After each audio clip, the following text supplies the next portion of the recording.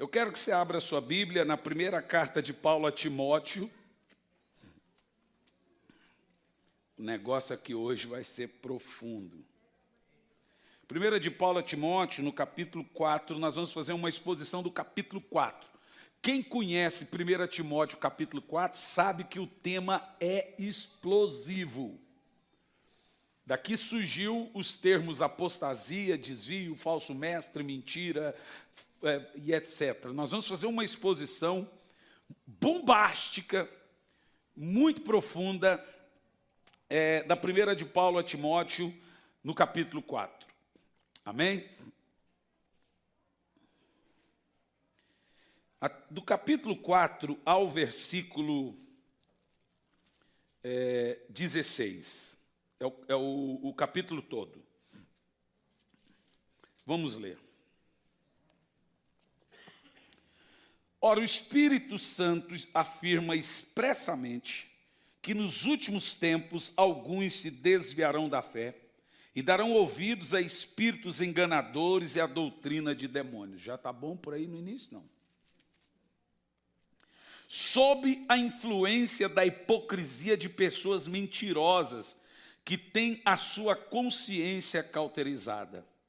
São líderes que proíbem o casamento e ordenam a abstinência de alimentos que Deus criou para serem recebidos com ações de graças pelos que são fiéis e estão bem firmados na verdade. Pois tudo que Deus criou é bom e nada deve ser rejeitado, se puder ser recebido com ações de graça. Portanto, é santificado pela palavra de Deus e pela oração. Orientando aos irmãos quanto a esses assuntos, serás bom ministro de Cristo Jesus, nutrido pelas palavras da fé e da boa teologia que tens seguido. Teologia é bíblica ou não é? Responda para mim. Que tens seguido. Mas rejeita as fábulas profanas e os falatórios dos insensatos. Exercita-te, porém, na piedade. O exercício físico, de fato, é de algum valor. No entanto, a piedade para tudo é proveitosa, porquanto traz consigo a promessa da vida presente e futura. Esta palavra é uma afirmação digna de todo crédito e plena aceitação. Pois é justamente para isso que trabalhamos e lutamos, porquanto temos depositado nossa esperança no nosso Deus vivo, o Salvador de todos os homens, especialmente aos que creem. Ordena, pois, e transmite esses ensinos. Agora, do verso 12 em diante, aos ensinos do qual Timóteo deveria transmitir. Ninguém menospreze o fato de seres jovem, mas procura ser exemplo para os fiéis, na palavra, no comportamento, no amor, na fé e na pureza. Enquanto aguarda a minha chegada, aplica-te à leitura e à exortação ao ensino. Não deixes de desenvolver o dom que há em ti, que te foi dado por mensagem profética, com imposição de mãos por parte dos presbíteros. Dedica-te plenamente ao cumprimento dessas responsabilidades, para que todos possam testemunhar o teu progresso. Tem cuidado de ti mesmo e do teu ensino. Persevera nesses deveres, pois agindo assim salvarás tanto a sua vida, quanto a todos os que derem ouvidos a você. Nós vamos falar sobre falsos mestres em contraponto aos verdadeiros mestres. Senhor, fale conosco, que não seja eu quem fale, mas que seja o teu Espírito, falando, nos instruindo, nos ensinando, pregando, trazendo sabedoria. Espírito Santo, traga luz à minha mente, para que seja ensinada a palavra de vida, em nome de Jesus. Irmãos, basicamente, depois de falar sobre as qualificações dos líderes na igreja, o apóstolo Paulo volta as suas atenções para o caráter e a obra do próprio ministro num contexto de apostasia. E 2 pontos devem ser destacados aqui nessa introdução. Primeiro, o perigo das falsas doutrinas, que está do versículo 1 ao versículo 5. O Espírito Santo afirma expressamente que nos últimos tempos alguns se desviarão da fé e darão ouvidos a espíritos enganadores e a doutrinas de demônios. Então, as falsas doutrinas têm um poder mais destrutivo para a igreja do que a destruição, a perseguição. Um falso mestre é pior do que um falso mestre descarado. Veja que existe uma diferença entre o lobo em veste de ovelha e existe a diferença realmente daquele falso mestre descarado. O lobo em veste de ovelha é aquele que fala manso, de acordo com Paulo, que tem aparência de santidade e piedade. Como eu disse a vocês, falar que Agenor Duque é falso profeta, que Valdomiro, esse povo aí, talvez até faz. Porque, veja bem, esse povo está na mídia fazendo besteira, então é fácil detectar e ver que, como eles estão na mídia, as suas obras são aparentemente notadas. Mas é muito difícil você saber que aquela pessoa que tem aparência de piedade, de santidade, de seriedade, de sobriedade, que tem aparência de amoroso, é muito difícil saber se ele é de Deus. Irmãos, eu tenho pregado constantemente que em dias atuais, que precedem o retorno de Cristo, nós devemos nos preocupar com uma única coisa: segurança espiritual. Aonde nós vamos depositar a nossa segurança espiritual? Então, eu quero, aqui nessa noite, que nós entendamos que a sedução da serpente, ela é mais cruel e mais letal do que o rugido do leão. O silêncio sempre é mais perigoso do que o barulho. Você já viu quando está um silêncio na casa, você fala assim: epa, o que essas crianças estão fazendo? Pintou silêncio, pode ir atrás, irmão, que é algo que não é bom. Né? Então, eu tenho mais medo do silêncio do que do barulho.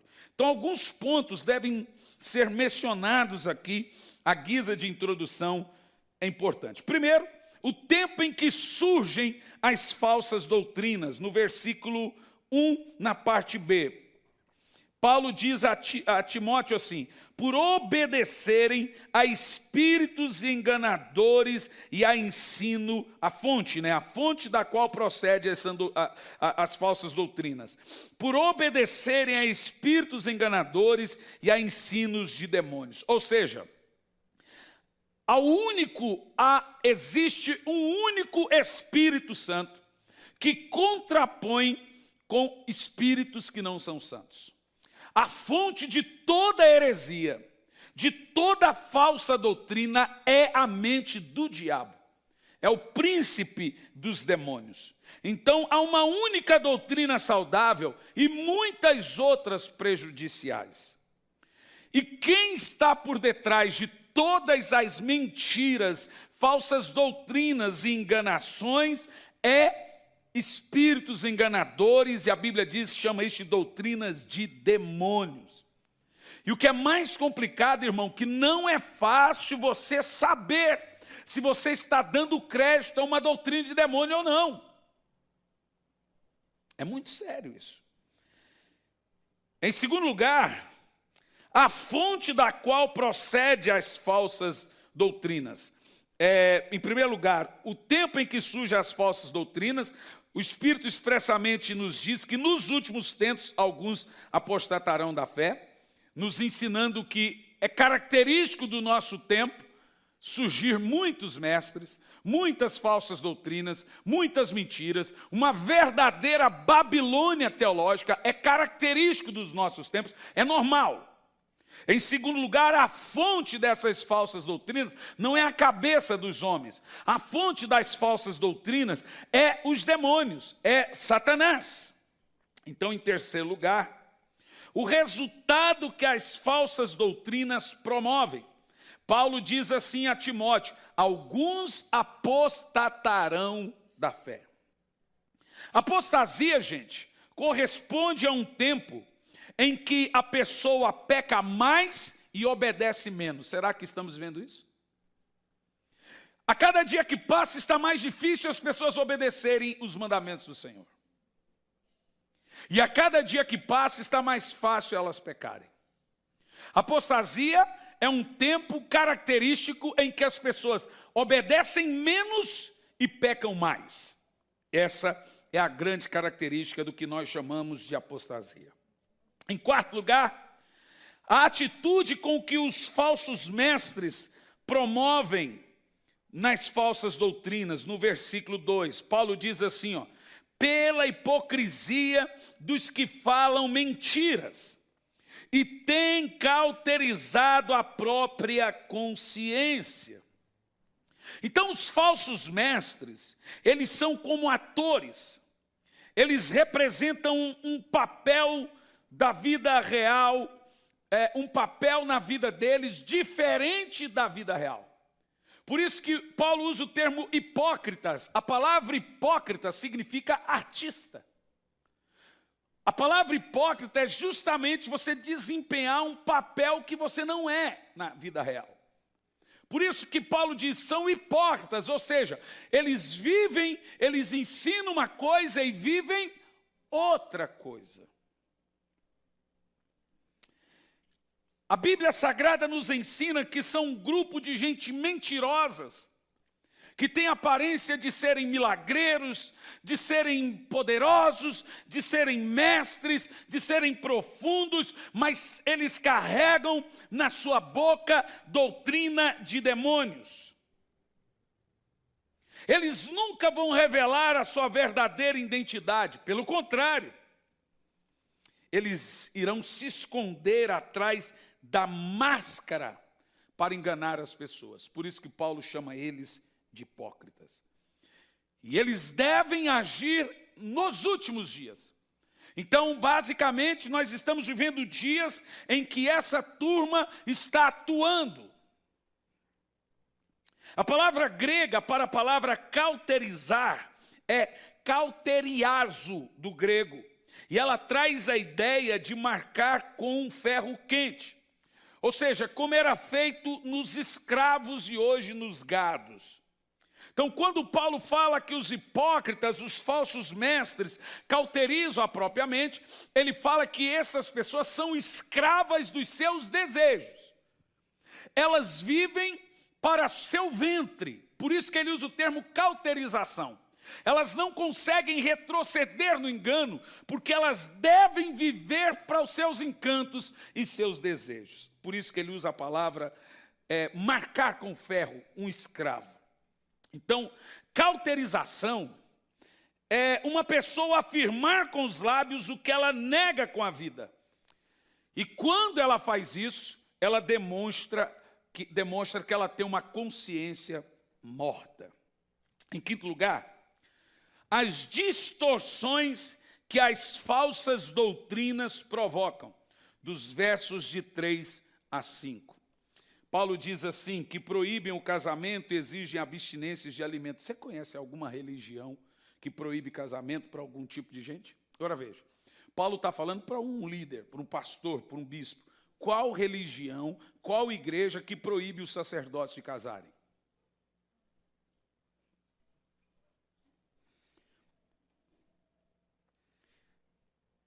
Então, ele diz assim, que proíbe o casamento e exige abstinência de alimentos. Você conhece alguma igreja hoje que exige que tenha abstinência de alimentos? Essas coisas estão se cumprindo em nossos dias, irmãos. Os falsos mestres aqui é um grupo de gente que fez um casamento abominável entre o judaísmo com filosofia grega.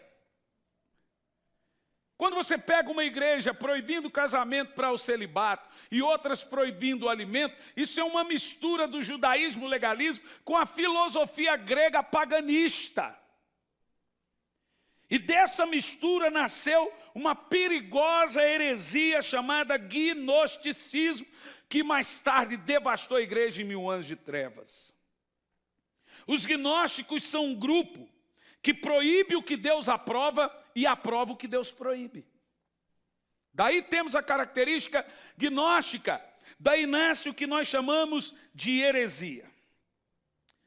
Agora dos versículos de 6 a 16, para nós não sermos pegos de surpresa nesses dias tão monstruosos, de uma nova era das trevas, porque a igreja já viveu tempos piores do que nós estamos vivendo, que foram 1000 anos de apostasia, de trevas.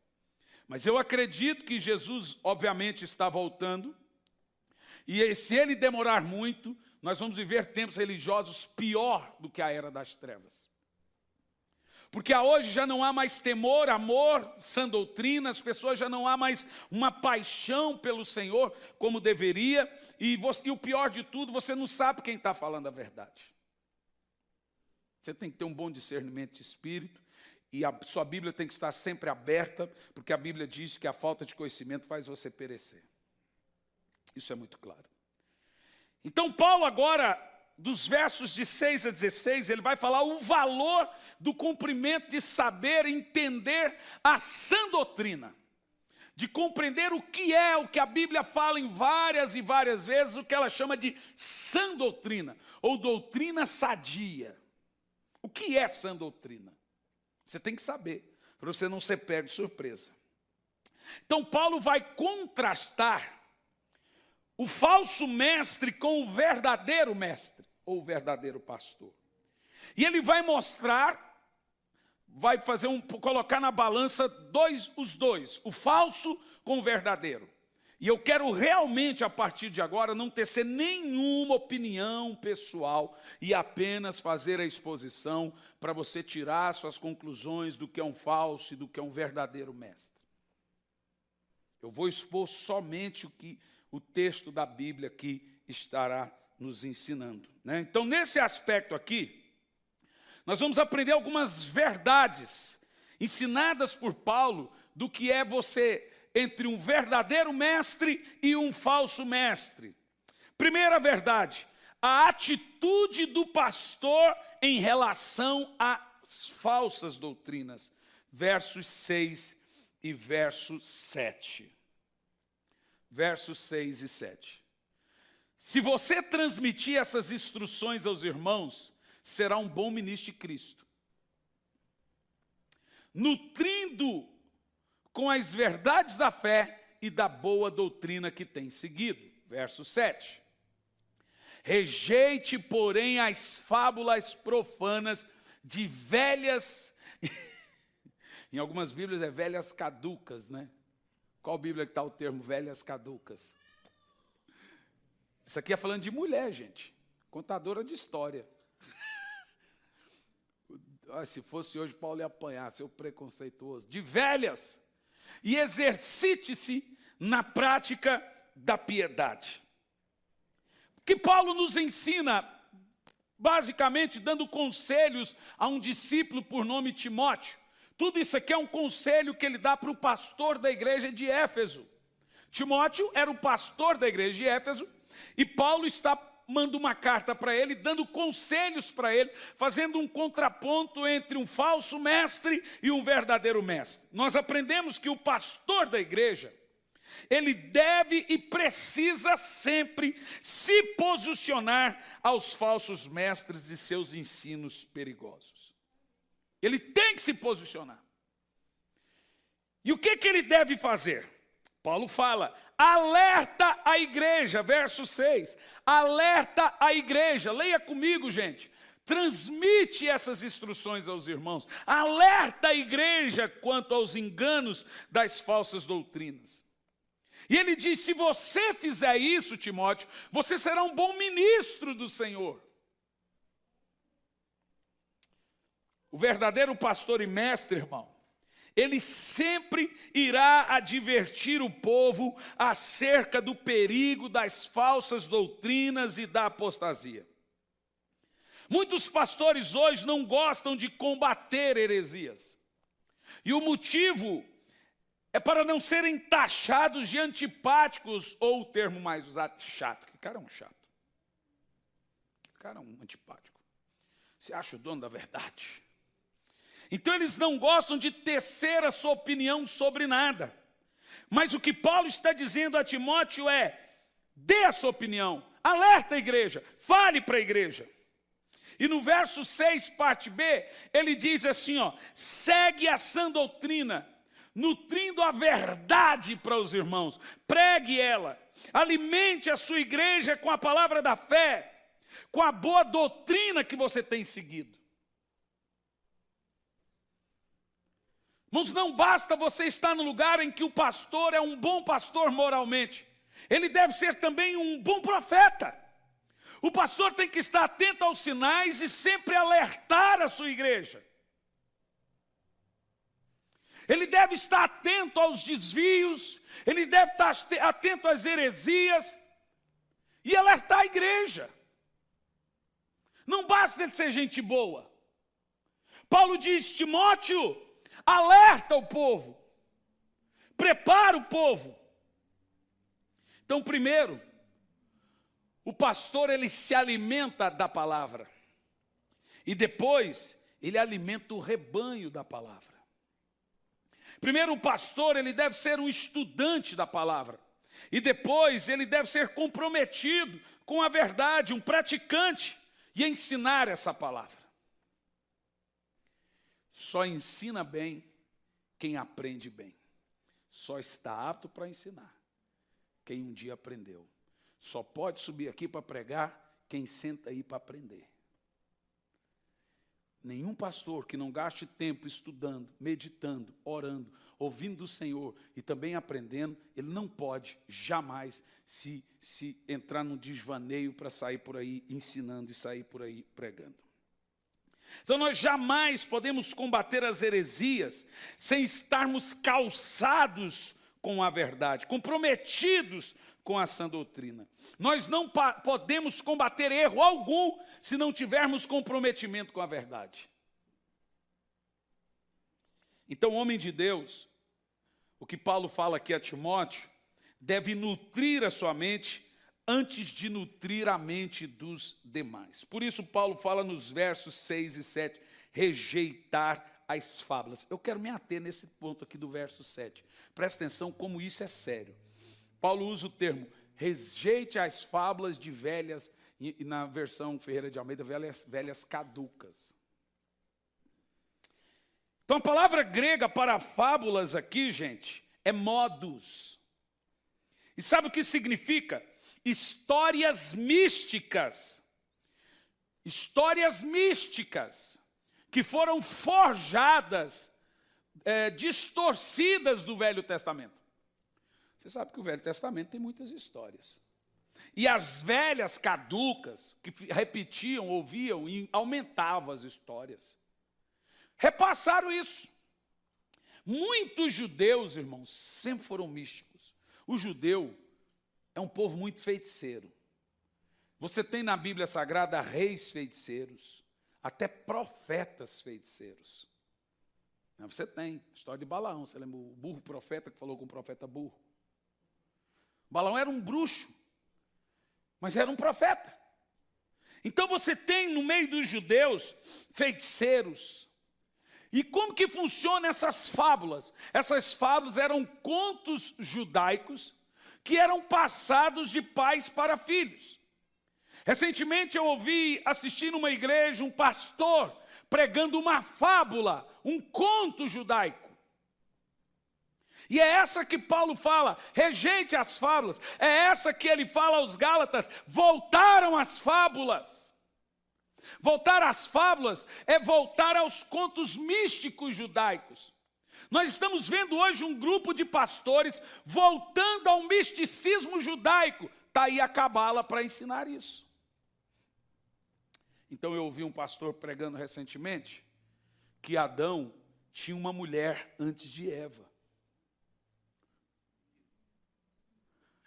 Ai, égua, moleque. E o nome dela era Lilith.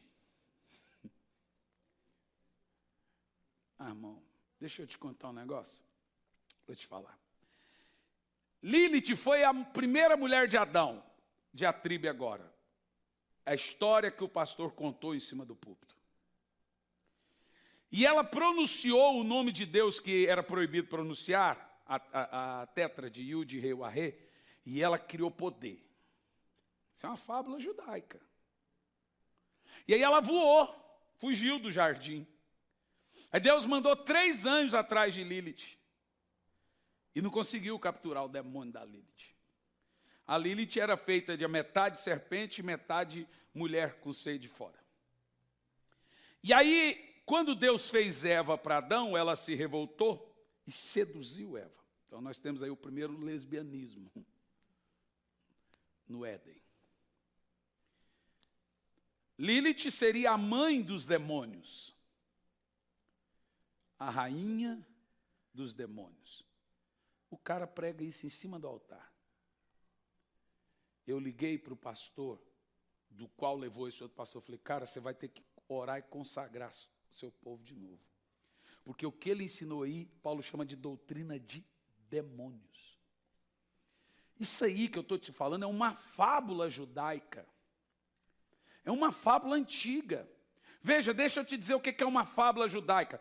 Qualquer coisa que você estudar de judeu, que não está na Torá, não está nos 33 livros canônicos do Velho Testamento, você tem que tomar cuidado que você pode estar estudando uma fábula, um conto místico, bruxismo, misturado com satanismo e adoração a demônios, e são judaicos. Então, porque é judeu? Então, judeu que falou, é um rabino judeu que está falando. Aí começa por aí pregar. E é isso que Paulo está falando. Voltando às fábulas, ele fala assim, Timóteo, esquece essa besteira. Não pare para ler fábulas, contos. Nós devemos entender, irmãos, que a Bíblia é suficiente para um pregador. A maior característica de um homem de Deus é que ele se contenta com a Bíblia.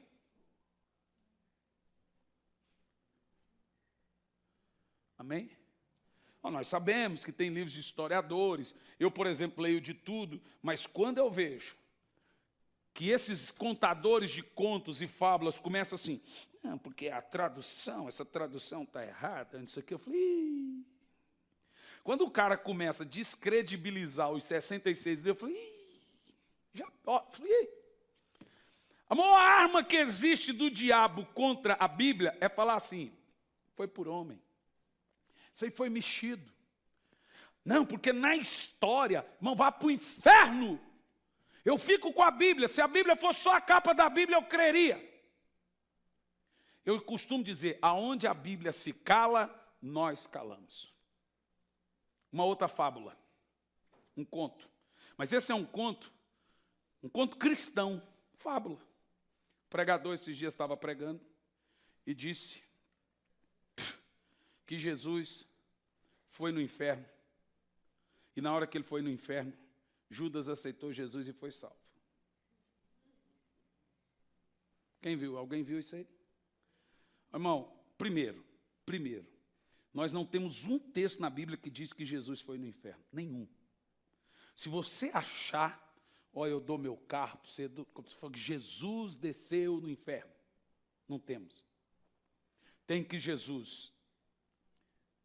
Paulo fala que Jesus foi nos lugares inferiores, nas terras, sepulcro. Mas a Bíblia diz que ele pregou os espíritos em prisão. Só tem um texto na Bíblia, eu não vou me ater a isso aqui, mas eu estou dizendo que é uma fábula. Depois eu vou fazer uma mensagem, na hora que eu voltar, nós vamos ter uma série de quarta-feira só para ensinar os assuntos espinhosos da Bíblia. Esse é um. É desses textos de 1 de Pedro, capítulo 3, 1 de Pedro, capítulo 4, que nasceu a ideologia de purgatório e universalismo. Porque se Jesus foi no inferno e pregou os espíritos em prisão, como eles falam, e os espíritos em prisão, é todo o povo antes da cruz, então eles estavam ali uma espécie de purgatório para receber uma segunda chance. Mas basicamente a Bíblia Sagrada nos ensina, e Jesus fala em Lucas 16, a partir do 18, também o escritor de Hebreus fala, que a morte, ela só pode, o homem é dado direito de morrer só uma vez, aí segue o juízo. Acabou. A morte não muda ninguém. Se você morrer condenado, você vai ser condenado. Se você morrer salvo, você vai ser salvo. Você não muda depois da morte. Em Lucas 16, Jesus fala que quem está no inferno nunca mais sairá. E só temos um texto na Bíblia que fala de espíritos em prisão, que são dos anjos caídos. A Bíblia nunca fala de gente morta, chama de espírito em prisão. Então, é muito complicado esse tipo de coisa. É muito complicado o cara falar uma coisa que não está na Bíblia. Ele fala, eu penso, eu acho, hipotético. Aonde a Bíblia se cala, nós calamos. Aonde a Bíblia fala, nós falamos. Nós não podemos ensinar o que pensamos. Nós não podemos falar o que achamos. Guarde para você, vai para o debate da sua mesa. Fala, eu acho, eu penso, fique para você. Mas nunca ensine isso. A grande característica de um homem de Deus é retransmitir o que está na Bíblia. Não. Jesus desceu no inferno. E os pregadores? Jesus desceu no inferno, tomou a chave da vida e da morte e pisou na cabeça da serpente. Você sabe, irmão, eu não sei onde eles leram isso na Bíblia, nunca teve. Eles falam, mas é provável que foi o que aconteceu. Bom, em Apocalipse 1:18 diz que Jesus diz, sou eu que tenho a chave da vida e da morte. Ele não disse que teria. Agora veja o seguinte, em qual texto da Bíblia que diz que o diabo é um Deus caído? O problema da igreja hoje é que ela trata o diabo como um Deus caído, não como um anjo caído. Em toda a parte do Velho Testamento você vê o Senhor dizendo, sou eu que faço morrer e faço viver. A morte e a vida sempre esteve na mão de Deus. Satanás pediu para matar Jó. Olha lá, leia lá. E tenho a chave da morte e do inferno. Não disse que passei a ter, ele sempre teve. Sempre teve. Jesus disse, não temos que matar o corpo e não podem destruir a alma. Temei os que jogam o corpo e a alma no inferno. A morte e a vida sempre teve sob o poder de Deus. Não, pastor, mas o escritor de Hebreus diz que o diabo tem o poder da morte, de fato, daqueles para quem lhe foi dado, da segunda morte. Mas o diabo não tem poder para definir quem morre e quem vive. Ele não tem essa chave, ele não tem esse poder. Sempre foi de Deus. Quando Satanás pediu para tocar em Jó, o Senhor disse, faça tudo, mas não lhe permito tocar na sua vida. A morte e a vida sempre esteve sob o domínio do Senhor. Sempre foi dele. Essa chave nunca saiu da mão dele. Ok? Não, mas Jesus não pisou na cabeça da serpente, pisou aonde? Na cruz. A Bíblia diz que foi lá na cruz que ele despojou publicamente os principados e potestades e os expôs para a vergonha eterna. Foi na cruz que ele disse, está consumado. Foi na cruz que ele disse, entregue ao Senhor o meu espírito. Então ele não foi fazer uma nova obrinha.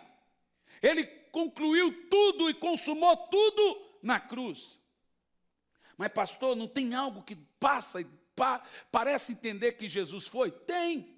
Mas a Bíblia diz que foi? Não. Então eu não vou falar. Não importa se parece, ok, gente? Se a Bíblia não falou, nós não vamos falar. Nunca você vai ouvir aqui um pastor falar uma coisa porque ele pensou, porque ele entendeu. Nós sempre queremos nos pautar pelo que a Bíblia diz, não pelo que ela deveria dizer. Porque essa é a nossa segurança, irmãos. A nossa segurança é ensinar o que ela diz, não o que ela deveria dizer. E a igreja hoje, ela põe palavras na boca de Deus. Ele deveria dizer isso. Eu acho que ele quis dizer isso. E é onde nasce, e é onde corre o perigo da condenação das nossas almas. Quem entende o que eu estou falando? Nesse ponto, o apóstolo Paulo deixa claro, rejeite as fábulas. Eu olho para todos vocês aqui que são servos, líderes poderosos de Deus. Não caia nessa sedução de querer sempre pregar novidade. Porque hoje, Marquinhos, o problema é justamente esse. Os pastores querem tanto ser diferentes uns dos outros e caem na sedução de querer pregar coisa nova e fala besteira. Então é para quê? Olha, eu recebi tantos elogios da palavra do pastor Cliff no domingo. tantos elogios lá em Campo Largo. Puxa, pastor, que pastor feio, mas pastor gente boa, que prega. Porque todo mundo entendeu, você saiu confortado, saiu abençoado. Irmão, tenso. Mas quem brigou não estava no culto, chegou bêbado. Tem que levar em consideração que o cara estava fora de si. Ele chegou no fim do culto e viu que a mulher estava lá só arrastando a mulher, bêbado. Aí é mais fácil de bater ainda. Em segundo lugar, que nós devemos entender sobre rejeitar, depois de rejeitar as fábulas. Primeira atitude do pastor em relação à sã doutrina. Agora, o compromisso do pastor em relação à santidade pessoal dele. Dos versos 7, parte B, e verso 8, verso 7. Rejeite, porém, as fábulas velhas e exercite-se na piedade. Agora veja o verso 8. O exercício físico é de pouco proveito, base bíblica para não fazer academia. A piedade, porém, para tudo é proveitosa. Vocês entenderam, né, gente? Vocês têm que obedecer à Bíblia, vamos parar com palhaçada. Porque tem promessa da vida presente e do futuro. Então, das 15 ocorrências da palavra eusebes, a palavra grega eusebes, que é traduzida pela palavra piedade no Novo Testamento, que significa, a palavra significa pureza. Essa palavra eusébio é uma palavra sobrenatural que encontra na Bíblia, que ela significa reverência e respeito. Das 15 ocorrências na Bíblia para a palavra piedade, 9 delas estão em 1 Timóteo. Que coisa poderosa. Das 15 ocorrências na Bíblia da palavra piedade no Novo Testamento, 9 são ditas por servo de Paulo, discípulo de Paulo, Timóteo. Trata-se de um conceito importante. O sentido básico da palavra é respeito para com Deus. Ou seja, o pastor ele tem que ser um homem que tem respeito ou reverência a Deus. Ou seja, a vida do pastor deve ser a vida do seu ministério. A sua piedade pessoal, a sua reverência pessoal, é o fundamento da sua autoridade espiritual. Em terceiro lugar, agora dos versos de 9 a 11, a atitude, veja que ele fala do falso mestre, agora ele fala do verdadeiro pastor. A atitude do pastor em relação à obra de Deus, versos de 9 a 11. Esta é uma afirmação fiel e digna de plena aceitação. Se trabalhamos e lutamos é porque temos colocado a nossa esperança no Deus vivo, o Salvador de todos os homens, especialmente dos que creem. Ordene e ensine essas coisas. O pastorado, gente, presta atenção, é uma vocação para um trabalho e não uma plataforma de privilégios. Uma outra coisa que eu disse semana passada, ninguém é obrigado a sustentar luxo de pastor.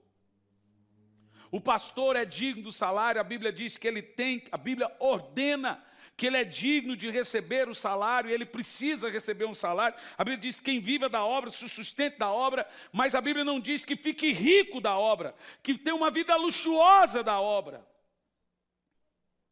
Em nome da honra, em nome de você tem que honrar o sacerdote, você tem que não sei o quê. Então nós temos, sinceramente, irmão, bem honesto, agora eu vou causar aqui o meu senso crítico. Não importa para mim se a igreja arrecada 3 milhões de reais, sendo uma igreja muito rica. Nada justifica um pastor que deve viver de uma maneira simples, ter um carro de 1 milhão, meio milhão de reais. Não importa, eu não quero saber. Não justifica. Não precisa. Paulo fala que o pastor deve viver uma vida moderada. Amém?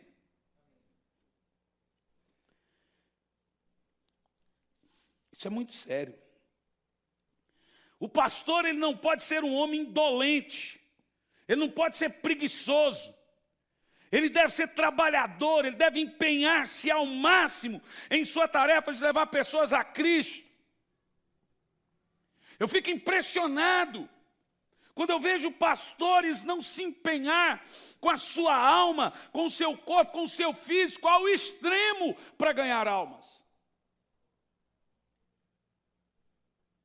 Não há espaço para indolência, resiliência e preguiça no corpo de Cristo. Não há.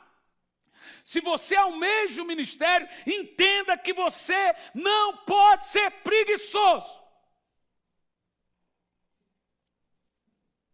É nesse sentido que Paulo fala dos obreiros. Quem não trabalha, não vai comer. É assim que ele fala. Não vai comer. Não trabalhou. Ele está falando para os obreiros. Mas, gente, você sabe que um tempo atrás, lá em Campo Largo, foi um pastor que, eu quero congregar aqui, e foi. Ele disse que estava passando necessidade e tal, e a gente foi visitar ele. Nós chegamos 11h30 da manhã. Cadê sua esposa? Está trabalhando. E você? Jogando videogame. Irmão, vai se catar, irmão. Eu vou te dizer uma coisa sinceramente. Paulo deixa claro para Timóteo, não pode haver indolência, preguiça, resiliência, moleza. Eu sei que tem muitos pastores que me assistem, porque eu recebo centenas de e-mails deles todos os dias. Me dá cobertura. Irmão, eu só cubro a minha família e a igreja que eu sou pastor. Eu não dou cobertura para ninguém. Porque, se o povo da minha igreja reclama que eu não paro, que eu viajo, imagina os outros. Falei, não, irmão, não dou conta. Estou sendo sincero, nem peça. Mas você vai conversar com o irmão é virado, irmão, na tiriça. Meu Jesus! Irmão, eu admiro a pastora Elisandra, a pastora de Lourdes, e eu fico assim, essa semana elas colocaram uma foto, o povo trabalhando na igreja, limpando, botando para quebrar. Ora, essa é a obra. Tem uns aí que você vai falar, espera o mundo acabar em colchão para morrer deitado. Acabar em barranco para morrer escorado. Esse dia eu fui falar com, eu acho que não precisa visitar todo mundo, veja bem.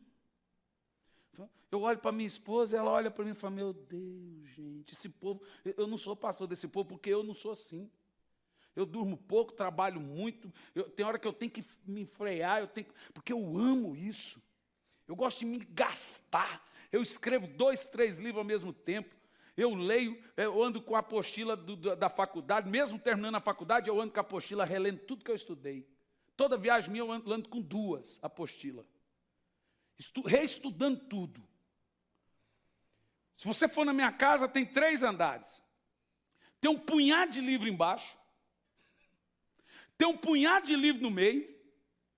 E tem um punhado de livro lá em cima. Porque se eu estiver embaixo, eu já tenho os livros para ler. Se eu estiver no meio, já tenho os livros para ler. A minha esposa fica louca.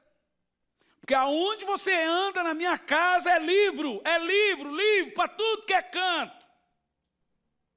E um monte de Bíblia. Teve uma época lá em casa que eu e o Luciano sentamos, tinha umas 18 versões de Bíblia na mesa. Saímos aquele dia 3 ou 4 horas da manhã. Irmão, eu sinceramente, eu não acho que Deus tem filhos prediletos. Não acho. Mas eu acho que Deus olha e fala assim, esse aqui merece mais do que aquele. Isso eu acho. Porque tem gente que não quer comer do que você pode.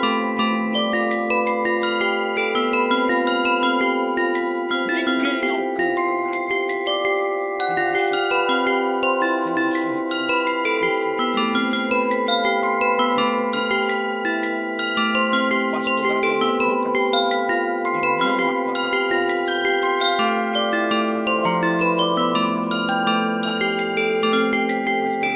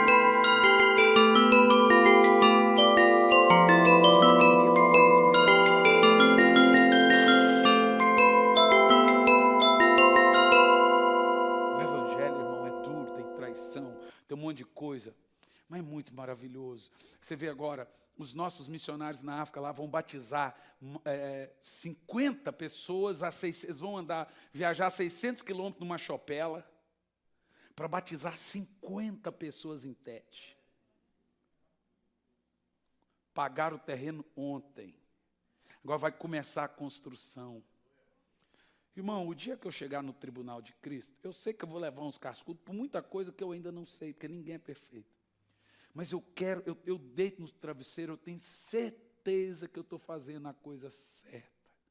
Estou fazendo o evangelho bíblico. Eu tenho a minha consciência tranquila. Que a gente tenta ajudar o próximo, que a gente tenta ajudar.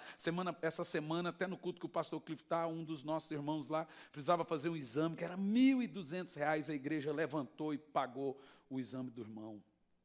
Já teve vezes lá em Campo Largo, de casa de irmão pegar fogo, nós construirmos a casa do irmão. Não foi 1, 2, nem 3 vezes. Igreja para nós é isso. E tem gente que não entende isso. Isso para nós é muito sério, isso para nós sempre foi. No verso 12, o compromisso do pastor, ele tem que ser exemplo para os fiéis. Verso 12. Ninguém o despreze pelo fato de você ser jovem. Primeiro, Timóteo era solteiro e jovem.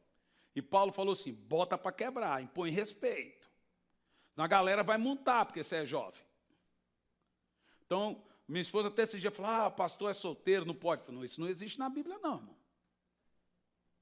Isso não tem na Bíblia não.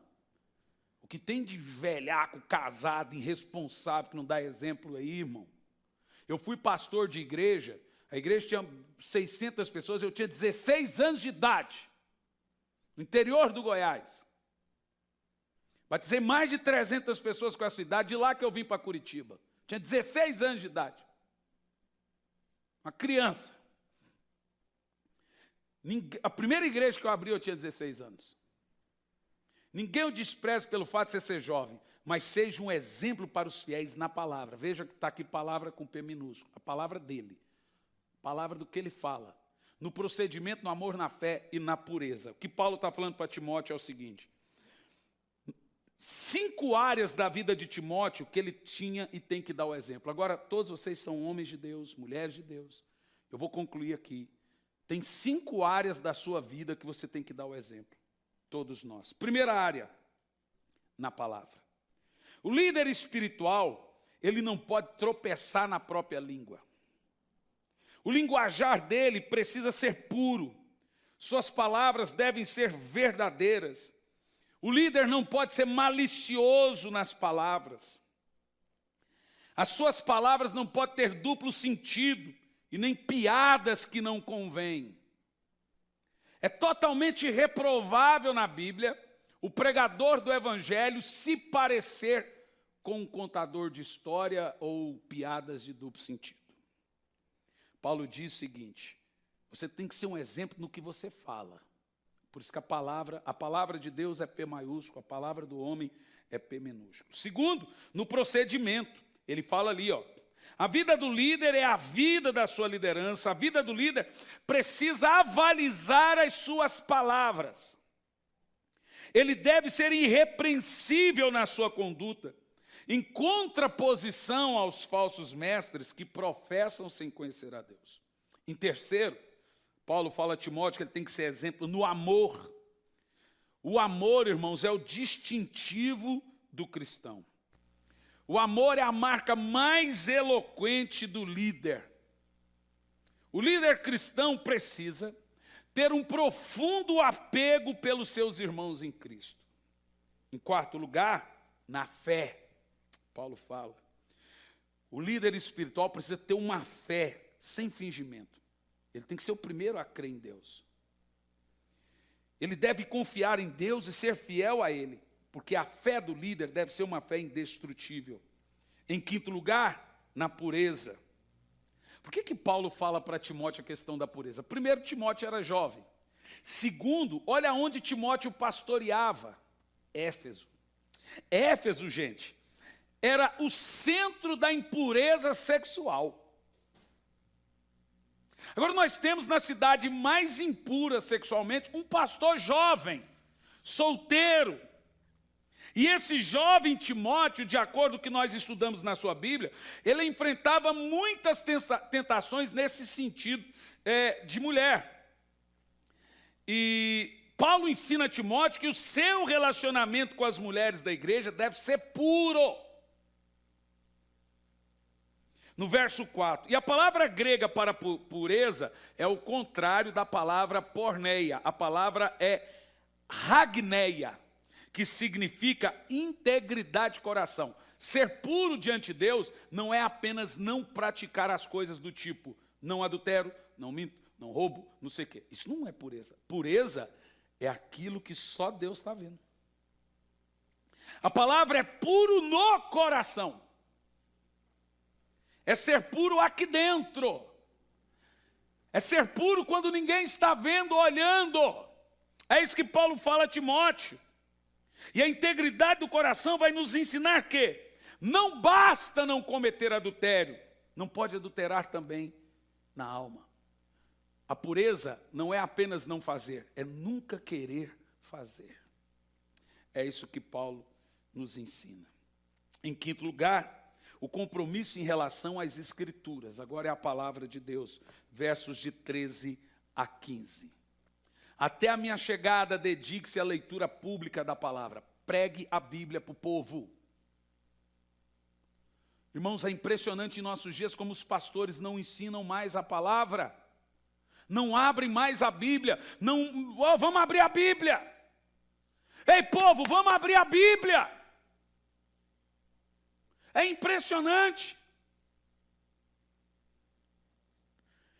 Ele diz: leia a Bíblia publicamente, exorte e ensine. Você está analisando comigo aqui o contraponto entre o falso mestre e o verdadeiro. O que você acha que nós estamos vivendo hoje? Seja honesto.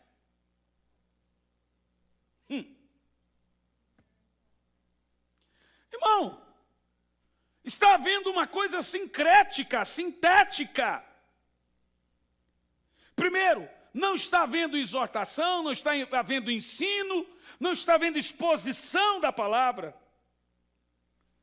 Então, em relação às Escrituras aqui, do versos de 13 a 15, vai lá no verso 14. Não negligencie o dom que lhe te dei, que lhe foi dado por mensagem profética, com imposição de mãos dos presbíteros. Nós aprendemos 3 coisas, vai o verso 15.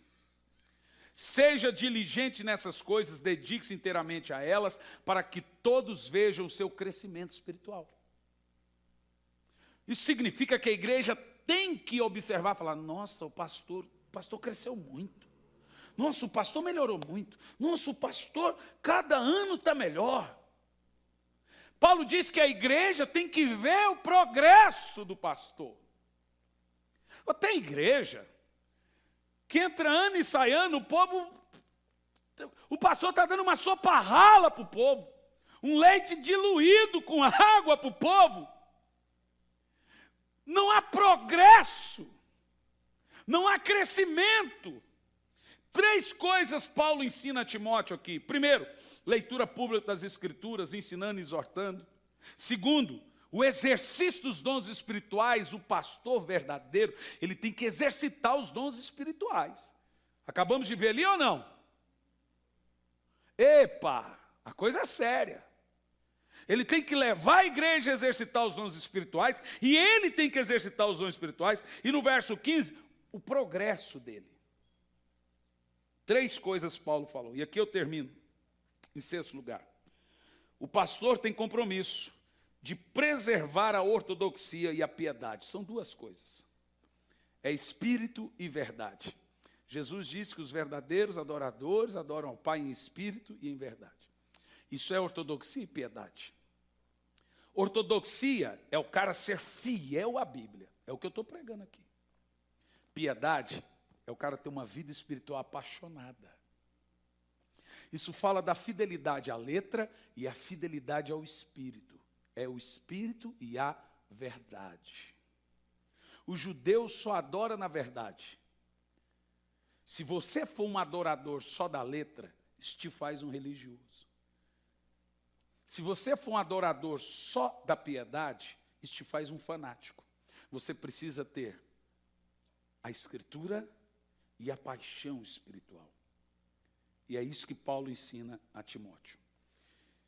E aqui eu concluo que duas coisas específicas nesse ponto devem nos chamar a atenção. Primeiro, a nossa vida vem primeiro da nossa doutrina. Olha o verso 16. Atente bem para a sua vida e para a doutrina. O que Paulo está dizendo com isso? Embora a vida decorra da doutrina e a ética cristã seja filha da teologia, se um ministro do evangelho não velar por sua vida, ele cairá em descrédito. Ele pregará uma coisa e a vida dele pregará outra. Você já teve experiências com pastores que são péssimos exemplos?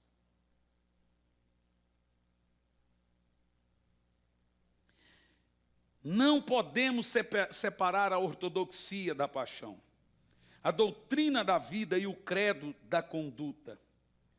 Existe hoje grandes ministérios e uma falha no caráter do mesmo tamanho. A minha mensagem nessa noite é uma abordagem muito simples desse capítulo que é muito contemporâneo a nós. E que se você quiser servir a Deus diligentemente, eu te dou uma tarefa de casa. Leia de novo esse capítulo. Que o conselho de Paulo a Timóteo seja o conselho de Paulo para nós. Porque realmente, lendo esse capítulo, queridos irmãos, eu fico em crise com os dias que nós vivemos. Eu fico em crise. Literalmente. Vamos ficar em pé. Feche seus olhos. Senhor, obrigado por esse culto. Obrigado, Senhor, pelos teus ensinos. Obrigado porque o Senhor não falha e não falhou conosco. Senhor, me ajude a manter uma igreja focada na tua palavra. Me ajude, Pai, a manter uma igreja focada na exposição da tua palavra. Senhor, tu és bondoso. Tenha misericórdia de mim e dos pastores que andam comigo, para que a gente não se desvie, nem que seja inconsciente, para que nós possamos ir para o céu junto com esse povo, em nome de Jesus.